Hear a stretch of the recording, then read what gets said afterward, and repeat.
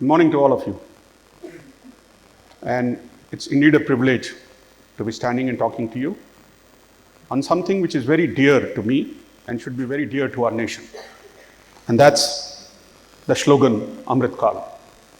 This slogan resonates from the ramparts of the Red Fort every year.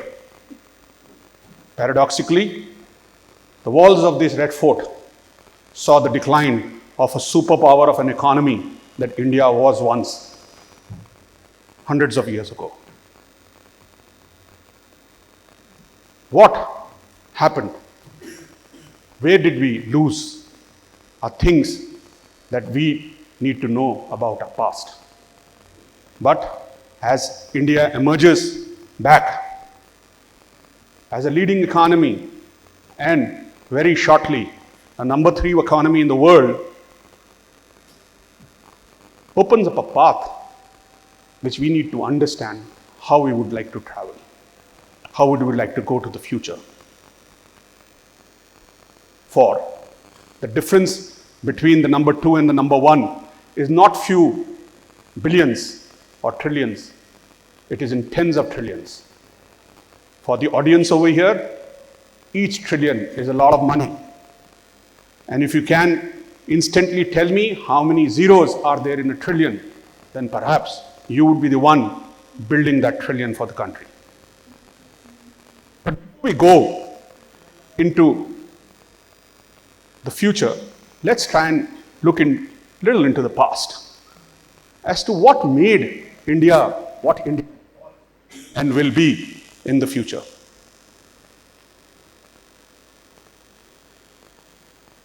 A very simple discovery of our past is very important for us to understand what it can lead us to future. So thus, when Columbus tried to find a new path to India, he reached to the future world. But why was he trying to discover India, a new path to India? For India at that time was the golden sparrow, one of the richest economy in the world. And what made it happen to be the most richest economy in the world? And it was the strategic location of our geography. On one side, you had Europe, the Mediterranean. On the other side, you had China, you had Sumatra, and you had civilizations which wanted to trade with each other.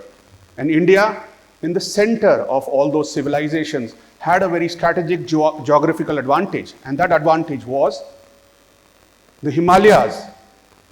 And we being in the center of the Indian Ocean. So every time the Tibetan plateau used to go warm, westerly winds used to come to India. And the Himalayas used to push those winds back, which were then called easterly winds.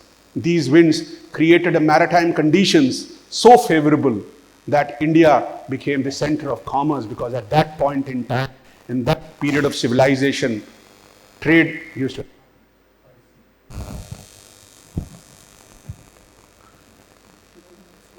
The fact that we are today no longer taking that advantage to the world, but we have a different advantage that we can take to the world, what we call are our resources. But before I get into what are those new advantages that India has, let me go back a little into my past. My past of my professional life, when the Indian economy was at 500 billion to what it is today, 4 trillion. I have seen progress. I have seen cities come up. And a world order which moved from binary to globalization when in 1989 the Berlin Wall collapsed. I also saw the emergence of binary through internet, which made globalization a reality, and today that globalization is challenged. But then we have generative AI creating opportunities like no period in time before in mankind. Hence, to understand what India has in its Amrit, we also need to be very introvertly thinking as to what kind of a country we want in the future. We today are challenged as a country because close to millions of Indians still live on free food given by government. Thousands still are trying to survive. Poverty and inequality is evident and seen everywhere in our lives. Every time when you are on a crossroad, you see a beggar coming and begging from you. And then when you go to the streets of Delhi, in front of Red Fort, you are literally in tears. Not because you see poverty, because of the pollution, which brings to our eyes. The development that we want to do has its alternative. What we choose will decide how we will grow and become a larger and the world's most affluent and the developed economy. We can and will be the center of the earth again because we have tremendous amount of opportunities which is actually unfolding with the population that we have. 1.5 billion. We will produce more teachers, more doctors, more engineers, more scientists, more of everything, and will give to this world. But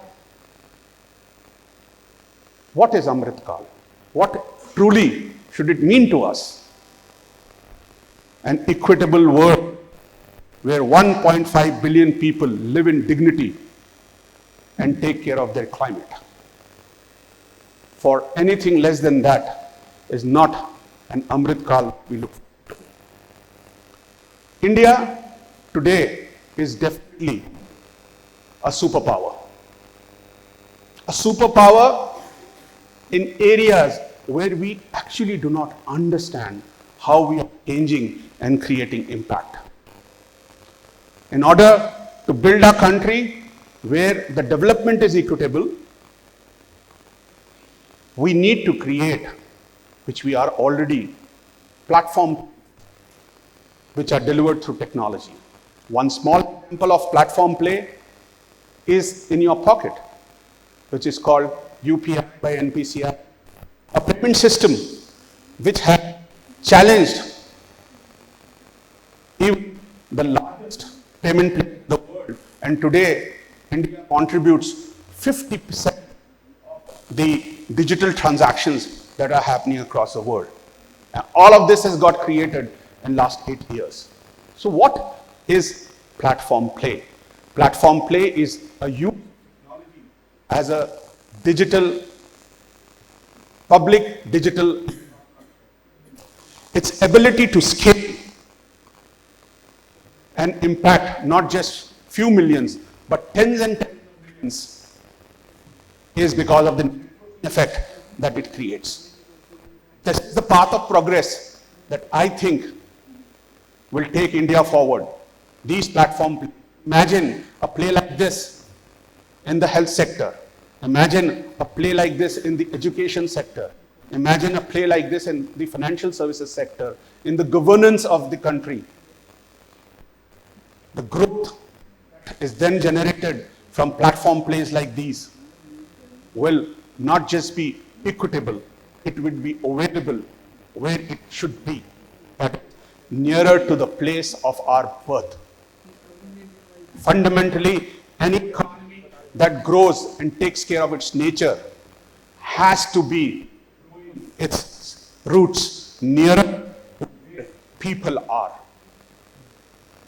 And thus, in a country like India, 1.5 billion people need progress, equitable. But how does this happen? To give you a very small example, something that impacts me and my life on a daily basis, the whole concept around liquidity. Now, financial services is very essential for growth, and this everybody understands. Without financial services, the GDP cannot grow. And to grow the GDP into trillions and next to the trillions, tens of trillions, to be number 2 or number 1 in the economy requires significant amount of investment. Where do you get this money from? How do you deploy this fund in the market? And there came a very small concept which very few of us couldn't even understand. And that was the whole idea about the Goods and Services Tax Network, the GSTN. When UPI was launched, GSTN was also launched. And how silently going to be changing our lives, a lot of people don't understand. If you understand how the economy works, economy is just a GDP is sum of all the final sales. Every sale is an invoice, and every invoice on the GSTN is perhaps today an e-invoice, a QR code, a tokenized identity through an IRN's number, which is traceable and trackable and readable. And that actually becomes a digital security. It acts a tradable, a financial tool. And money can be given on that tool digitally. Now imagine if small business owners are taking liquidity for their business when they want it, then they want it, for that they want. How can it change the way the economy gets delivered? For the difference between liquidity and debt is given and very simple. Debt is given to businesses to be able to capitalize their earn in the future and repay it through EMIs. Liquidity is basically business given money given to the businesses today for economic opportunity to earn profits, to keep the profits and return the principal. Fundamentally, both are completely opposite in concept. And a country like India, and a country which will grow at the pace it has to grow, there needs to be more liquidity to be delivered. But how will it be delivered? It will be delivered through data. And that data today is available in terms of the credit bureau, in terms of the system, in terms of the GSTN system, in terms of the financial reporting which happens, and all of this today can provide access to liquidity to businesses nearer to their places in matter of seconds. So is the power of this technology platform play. Thus, Amrit Kaal to me and to us is not just a slogan, it's a sense of responsibility. How do we use this technology to deliver value to the world is very important for us to understand. For those who are sitting in this room are the ones who are the lucky ones. We have the knowledge, we have the education, but do we have a willingness to say that Amrit Kaal is a place where we all put our efforts towards building an India which is truly, truly resonating with all the people living in this country, which is truly, truly taking care of the nature in a manner that this whole world becomes a better world. And I think we are the ones who will be responsible, not as individuals, but as citizens of this country, trying to contribute to a better world order. Thank you very much.